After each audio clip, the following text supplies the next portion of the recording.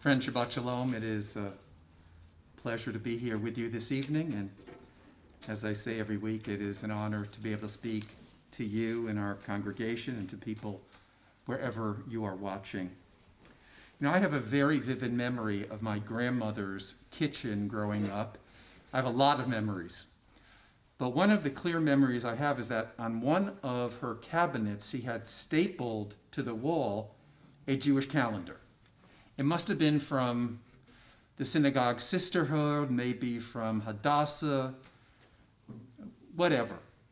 And she would often look at that calendar, especially on Friday night, when she wanted to determine the exact time for lighting the Shabbat candles. My grandmother was a great Jewish educator of mine, really. And that act of looking at the calendar has taught me that one of the first things that you teach a person about Judaism is the Jewish calendar. Literally, when I have an opportunity to teach the calendar, I pass out a Jewish calendar. Either I print it off the internet or find one that's been given away, and we systematically go through the calendar. So here are some of the points that I want to make when I talk to anyone about the Jewish calendar. First of all, the Jewish calendar is not solar, it is lunar. And a lunar month isn't like a solar month. A lunar month is 29 and a half days. The first day of the month is called Rosh Chodesh, which is seen as a kind of minor festival. All of our holy days, Shabbat and festivals and Rosh Hashanah and Yom Kippur, begin at sundown and end at sundown the next day. So this Shabbat technically begins on Friday night at sundown and will end Saturday evening at sundown. The Jewish holy days happen on specific dates that we don't make up every year. The Bible actually says what are the specific dates rooted in the lunar calendar. What is even more complicated is that the Jewish calendar has a leap month, and therefore an extra month is added every 19-year cycle, 7 times in that 19-year cycle. That's the right thing. So it's a little bit confusing. Without understanding some of these details, the Jewish year, really Jewish life, is incomprehensible. But this evening, let me focus in on one aspect of the calendar that will help us to understand the mood and purpose of the high holidays, which are rapidly approaching. This is one thing that all Jews should know. The Jewish year is divided in half. The first half begins the first month of the Jewish calendar of Nisan, and Passover begins in the middle of the month. A half a year later is the high holiday period. Passover, the high holidays, 6 months, 6 months. Rosh Hashanah is celebrated on the first day of the 7th month. Jewish life is divided accordingly. So what does this period of time, Passover in the month of Nisan and our fast approaching Tishrei, the beginning of the Jewish New Year, what does that distinction tell us? What is the Jewish calendar teaching us? Let's start with Passover for a moment. According to Jewish custom, right after Purim, which is a month before the festival of Passover, Jews are called upon to start preparing for Passover. And the most traditional Jews begin a search and destroy mission looking for leaven in their homes.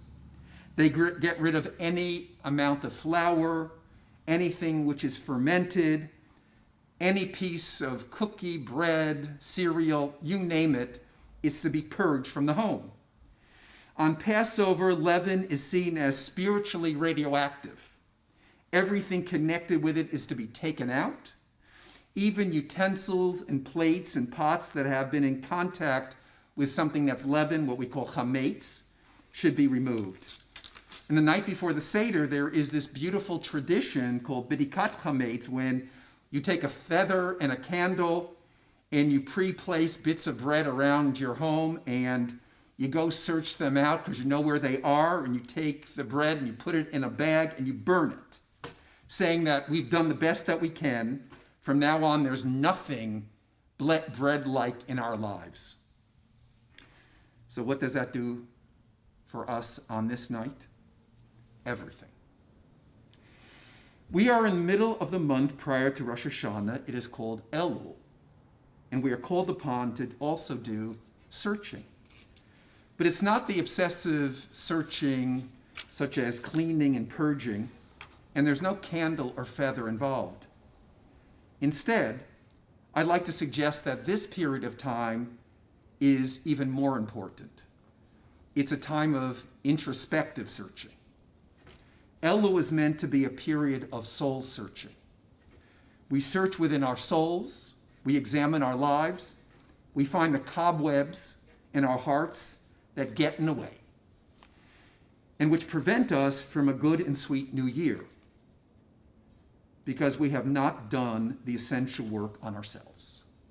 If you don't do that kind of soul searching, that introspective search, something is missing in our high holiday preparation. There was a great scholar in the 15th century named Yaakov ben Moshe Levi Molin who wrote, "All the month of Elul, before eating and sleeping, let every person sit and look into their soul and search his deeds, that he may make confession."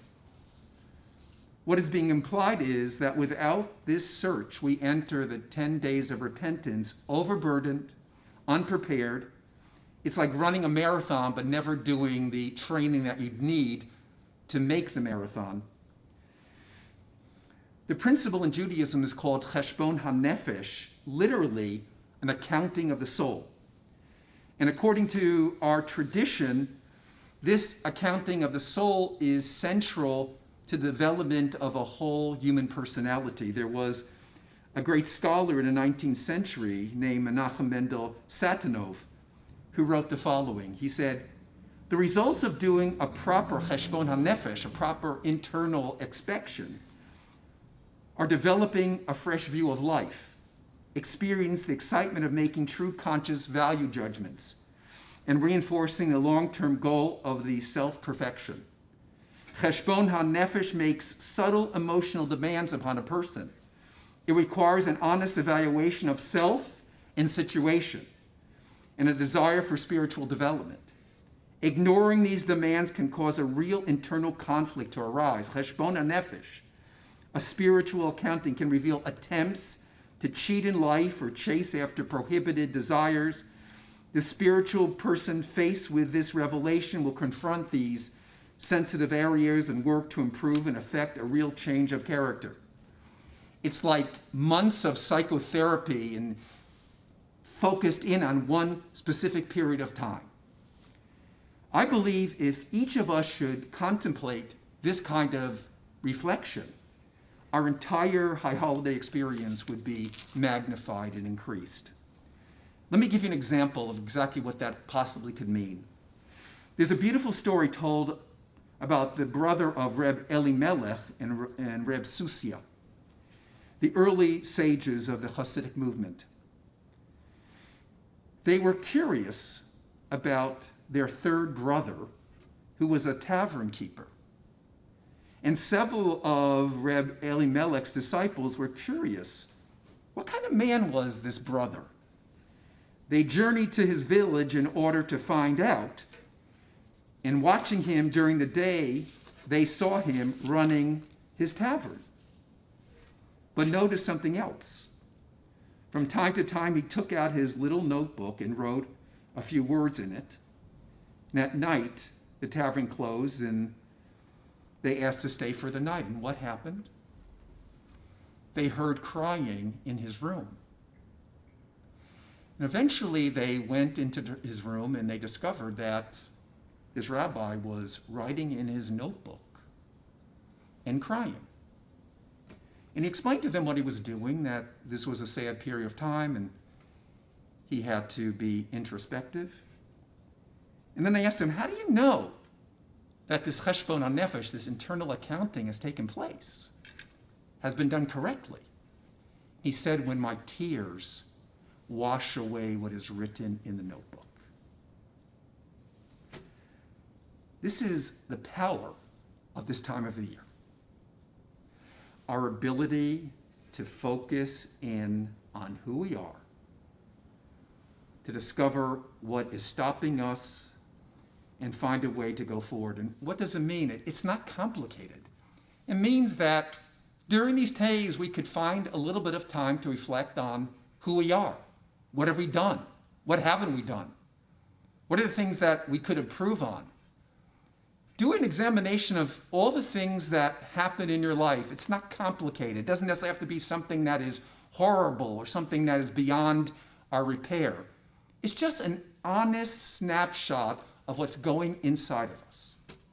And if we can do that with some seriousness and some regularity. Maybe you journal about it, maybe you talk to yourself in the mirror. Doesn't really matter. Everyone has their own path. But if we could do that, we could make this period of time before Rosh Hashanah transformative. And we can make this period of the Aseret Yemei Teshuvah, this 10 days of repentance between Rosh Hashanah and Yom Kippur, an opportunity for such unimaginable growth and development in our lives. That's the challenge of this time of the year. That's what the Jewish calendar is able to guide us towards. And I pray that we will be able to take that message and make it somehow real in our lives. Shabbat Shalom.